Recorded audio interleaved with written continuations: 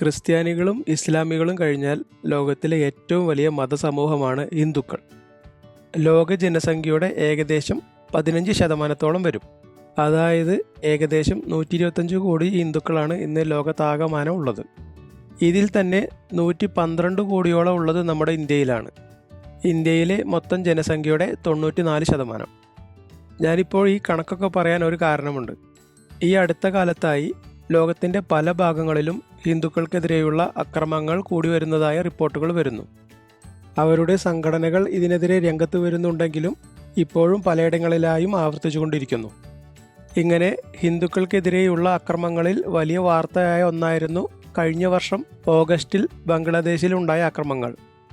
ഏകദേശം 2000-ന് മുകളിൽ അക്രമങ്ങളാണ് അന്ന് റിപ്പോർട്ട് ചെയ്തത്. 23 ഹിന്ദുക്കൾ കൊല്ലപ്പെടുകയും 152ഓളം ഹിന്ദു ആരാധനാലയങ്ങൾ നശിപ്പിക്കപ്പെടുകയും ചെയ്തു. ബംഗ്ലാദേശ് പ്രധാനമന്ത്രി ഷെയ്ഖ് ഹസീന രാജിവെച്ച് പുറത്തുപോയ ശേഷം അവിടുത്തെ മുസ്ലിം മത തീവ്രവാദികളാണ് ഇത്തരത്തിൽ ഹിന്ദുക്കൾക്ക് നേരെ അക്രമം അഴിച്ചുവിട്ടത്. പിന്നീട് മുഹമ്മദ് യൂനുസിൻ്റെ നേതൃത്വത്തിലുള്ള ഇടക്കാല ഗവൺമെൻറ് നിലവിൽ വന്നെങ്കിലും പ്രശ്നങ്ങൾ ഇതുവരെ മുഴുവനായി പരിഹരിക്കപ്പെട്ടിട്ടില്ല. ഈ അക്രമത്തെ ഐക്യരാഷ്ട്രസഭയും ആംനസ്റ്റി ഇൻ്റർനാഷണലും അപലപിക്കുകയും അന്വേഷണം നടത്തി വരികയുമാണ്. ഈ സംഭവത്തെ ഇന്ത്യ ഗവൺമെൻറ്റും ഔദ്യോഗികമായി അപലപിക്കുകയും ദുഃഖം രേഖപ്പെടുത്തുകയും ചെയ്തിരുന്നു. ഈ വലിയ അക്രമ പരമ്പരകൾക്ക് പിന്നാലെ കഴിഞ്ഞ നവംബറിൽ കാനഡയിലെ ബ്രാംപ്ടൺ ഹിന്ദു ആരാധനാലയത്തിൽ ഹിന്ദുക്കൾക്ക് നേരെ ഖാലിസ്ഥാൻ ഭീകരവാദികൾ അക്രമം അഴിച്ചുവിട്ടത്. ഈ സംഭവത്തിലും നിരവധി ഹിന്ദു വിശ്വാസികൾക്ക് പരിക്കേൽക്കുകയും ചെയ്തിരുന്നു. ഈ അക്രമത്തെയും ഇന്ത്യ ഗവൺമെൻറ് ശക്തമായി അപലപിക്കുകയും ഹിന്ദുക്കളുടെ സുരക്ഷ ഉറപ്പാക്കണമെന്ന് കാനഡയോട് പറയുകയും ചെയ്തു. പിന്നീട് ഈ അക്രമത്തിൽ പങ്കുചേർന്ന കാനഡയിലെ പോലീസ് ഓഫീസറായ ഖാലിസ്ഥാൻവാദി ഹരീന്ദർ സോഹിയെ അന്വേഷണാസ്പദമായി സസ്പെൻഡും ചെയ്തു. എന്നാൽ ഇപ്പോൾ വന്നിരിക്കുന്ന വാർത്ത അമേരിക്കയിൽ നിന്നാണ്. ഇത് അക്രമത്തെക്കുറിച്ചല്ല, മറിച്ച് ഹിന്ദുക്കൾക്ക് നേരെയുള്ള അക്രമത്തിനെതിരെ അമേരിക്കയിലെ ജോർജിയ സംസ്ഥാനം സെനറ്റിൽ ഒരു ബിൽ അവതരിപ്പിച്ചിരിക്കുന്നു. ഇതാണ് സെനറ്റ് ബിൽ 375.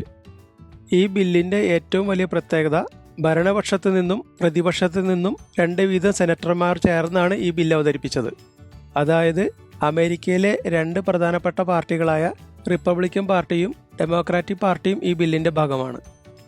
സംസ്ഥാന സെനറ്റിലെ ഈ നീക്കങ്ങളെ അമേരിക്കയിലെ ഹിന്ദു സംഘടനയായ കോഹ്ന സ്വാഗതം ചെയ്യുകയും പിന്തുണ അറിയിക്കുകയും ചെയ്തിട്ടുണ്ട്.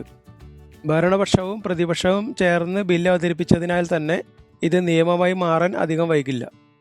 സെനറ്റിലെ ബില്ല് അവതരണത്തിന് ശേഷം സെനറ്ററായ ഷോൺ സ്റ്റിൽ അമേരിക്കയ്ക്ക് വേണ്ടിയും ജോർജിയ സംസ്ഥാനത്തിന് വേണ്ടിയും ഹിന്ദുക്കൾ നൽകിയ സംഭാവനകളെപ്പറ്റി പ്രകീർത്തിക്കുകയും ഹിന്ദുക്കളുടെ സുരക്ഷ അമേരിക്കക്കാരുടേതിന് തുല്യമാണെന്ന് പറയുകയും സംസ്ഥാനത്തിൻ്റെ ഈ മാതൃക വരും ദിവസങ്ങളിൽ രാജ്യത്തിൻ്റെ തന്നെ പരിഗണനയിൽ വരുമെന്നും രാജ്യം മുഴുവനുമുള്ള നിയമമായി മാറുമെന്നും പ്രത്യാശിച്ചു.